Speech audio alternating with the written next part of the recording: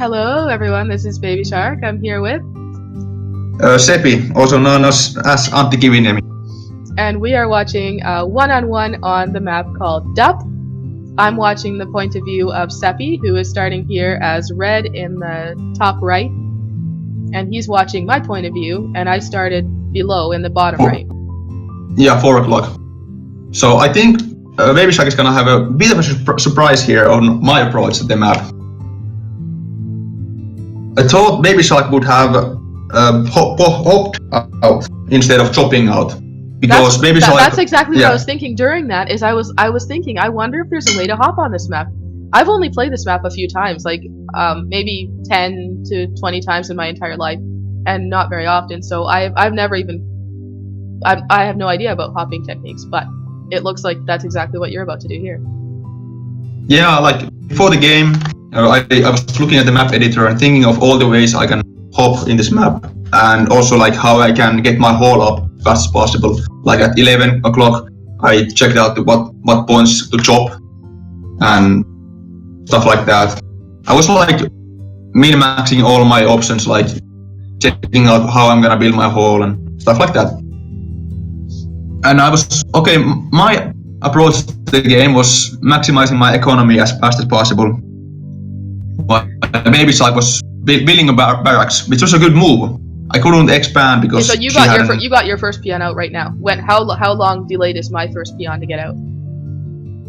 You're still chopping the second time. I'll say when you get your first peon out. All right.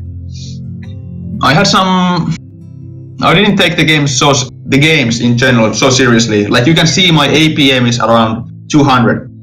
So these games that I'm playing against BabyShark, it's all about resting, like active rest.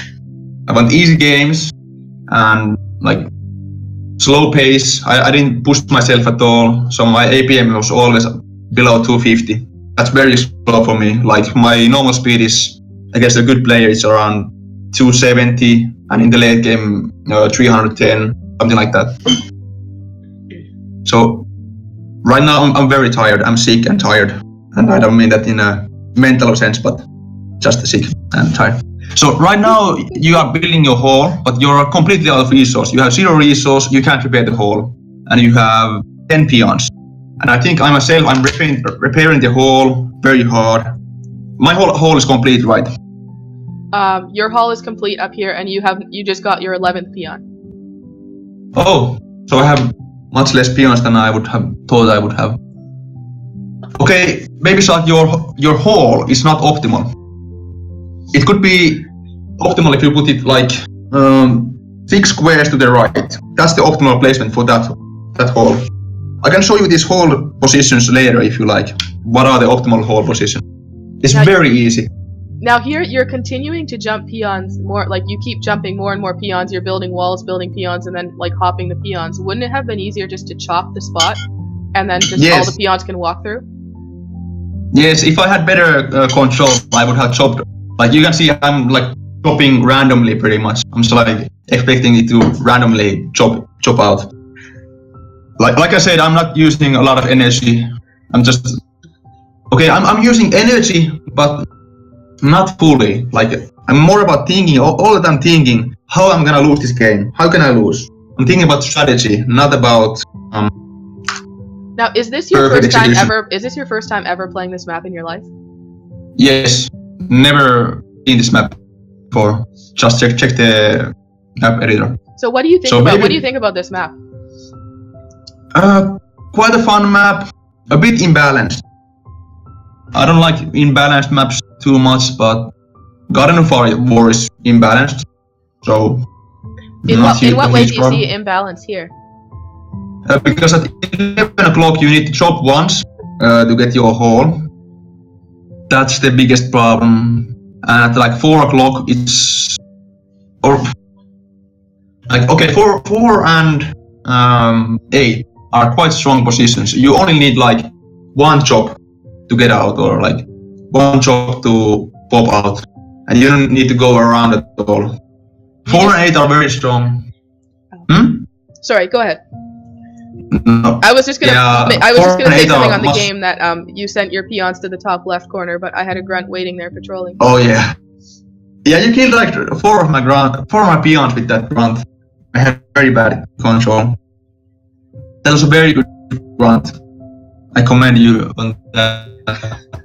That was one confused me a lot. Priya's grunts. I bet she hoped as well, but no, you didn't hope. I've seen this game go all the way to the end, like where the middle goal gets access, and then there's a battle for the middle gold. So this map has been really fun at times, and I've had some really fun games on this map. That like I haven't played very many times, but I have only good memories of games on this map. Yeah, like okay, after you get out of the very early game, the map is very balanced. After the first 2 minutes, very balanced. Yeah, if I think about it more, like you can't punish someone for being behind because the pathing is very hard on this map. So I take my words back. This is a balanced map. So you're sitting at 33 peons currently, 42 farm space. Yeah. Or sorry, 35 units. You have some grunts as well, so they're not all peons. Yeah, maybe I have 5. My plan was to go for very early, very strong economy, get like indeed 30 peons. And after 30 peons. At the bottom right here, you had three grunts and a peon, and you were coming in. You could have destroyed my tower and killed me, but you retreated. So I was able to wall. I didn't have enough grunts for killing your tower. No way. If I had like 6 grunts, I would have come maybe in, but not with 3. No way. I have to go around too much. And you have your peons. I was wondering why you let the barracks finish. There was no way you could keep the barracks alive. Oh, I was just thinking that it would be a good, it was a target, so that it's not actually, you're not killing my main wall, but you're targeting something that's not killing the wall, so it would give me a little bit more time to get a catapult to defend with. Yeah, that was actually smart, because your guard tower wasn't on the reach of the furthermost left farm. And I could have, maybe put on pressure on it. Yeah. Okay, now you took the top left and you're towering it up and claiming that for yourself now. Yeah. I put 2 towers. I thought you would have maybe more grunts than me. My plan on this map was to get very strong economy, lots of peons and fast technology. I wanted to get peons and technology and secure the expansion. And after that, my plan was to just hold the game and get access to the middle mine, do some cheap harass. The harass was cheap, economically very cheap, because I only made catapult and then 1 guard tower, 3 grunts or something. So very cheap offense. So this is a series of 10 games, and I just wanted to conserve my energy as much as possible. Because I wanted to win the 10 games. BabyShark, do you have anything to add? Now I can see that you have kind of the top half of the map. I have the bottom left at this point, right? Mm-hmm. Yes. But I didn't know where to have my units. I was kind of sending my units back and forth. I don't know if you can see that, but I was going to attack you on top left, and then I was trying to send my units back to come defend me over here. So my units were kind of and it takes so long to try to navigate your units through between the water and the rock there. So I think I wasted a lot of time just moving units back and forth because I wasn't sure where they would be needed.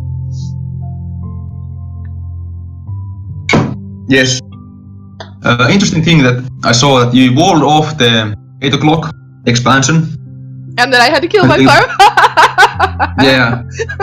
And the reason I made 2 guard towers was because I wanted to transfer my peons from 2 o'clock to 11 without any problems, so I could get very strong gold flow very fast. Maybe not optimal play, but it was a lazy play on my part. Yeah, I sent my peons when my gold ran out, and then I had to first they all got clogged by the water, and then I had to like control them all to get there, and then I had to kill my farm, and Yeah, it was a and bit of a meanwhile mess I'm over attacking there. you.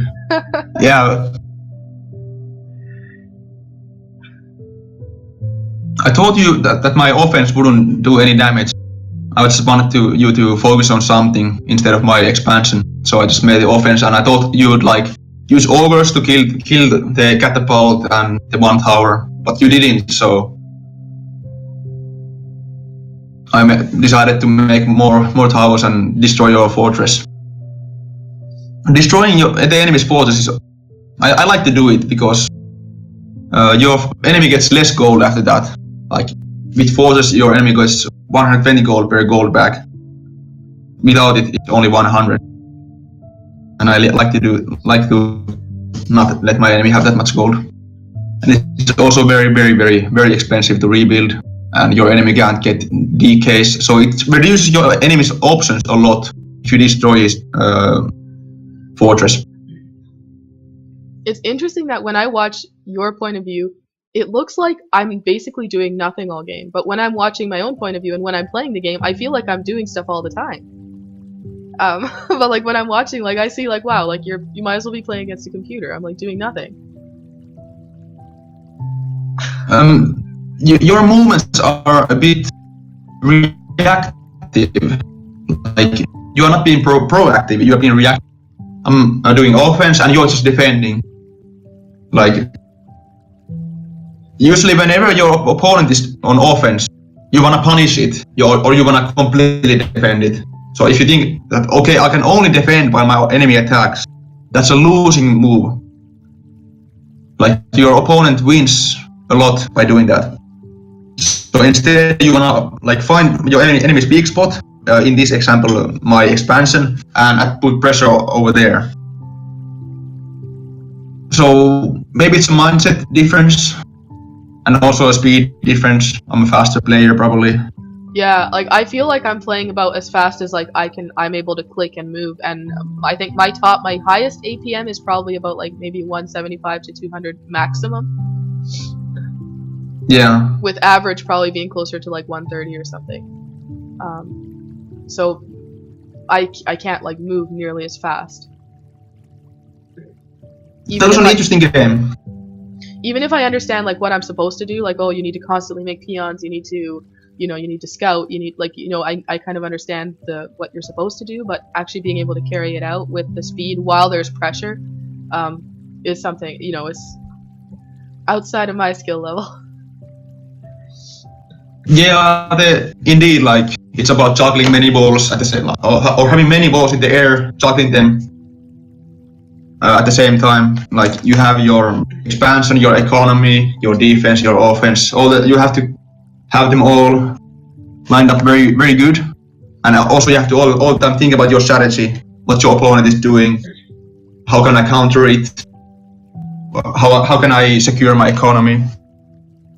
It's a Warcraft 2 is a very complicated game. So it seems like your point here that I'm gonna keep in mind was that when you're being attacked, don't only focus on defense, but also at the same time try to attack your enemy and find their weak spot. So you're not only defending, but you're also attacking at the same time to kind of split their attention and weaken their defense and try to make some damage at the same time. I think I like the idea, but in reality, I don't know how well I'll be able to carry it out with my speed. I can teach you how to think like this. I can teach you. Like this series was a lot of fun to me, and as a compensation for providing me this fun series, I can give you some coaching. And I really like to teach people because it helps me to understand these concepts even better. So we can look at some replays, and we can think about, okay, what was the proactive move instead of the reactive move here? Stuff like that. I can maybe try to teach you how to do this later. And so on a map like that, walling off my expansion was a bad move because I couldn't get my peons in, and that was just disastrous. I had to kill my own farm. Not this. What was that? Yeah, it's not necessarily a bad move. You can wall in, but you have to have a very good timing on your chop out. Okay, you have to make the wall so that you can chop out with one chop, and you have to do the job out exactly when your peons arrive at the expansion. So if you do it like that, it's no problem. Yeah, I wasn't careful when I welded in. I just kind of welded in because I think when I'm playing against a player that good, I'm playing more in panic mode and not like thinking as clearly, and I'm more like, oh my goodness, I'm about to die. Yeah, it's the same for me. Like when I play against great opponent, I feel the pressure. I have to be a lot faster. Like I have to increase my APM to the 270 range, and in the late game I have to be at 310 APM, and that's very taxing. Are you ready to move on to the next map yet? Yes, ma'am. Yes, ma'am. All right. Thanks for watching the replay of Duff. Hope you enjoyed it. Bye, everybody. Yes. Thank you.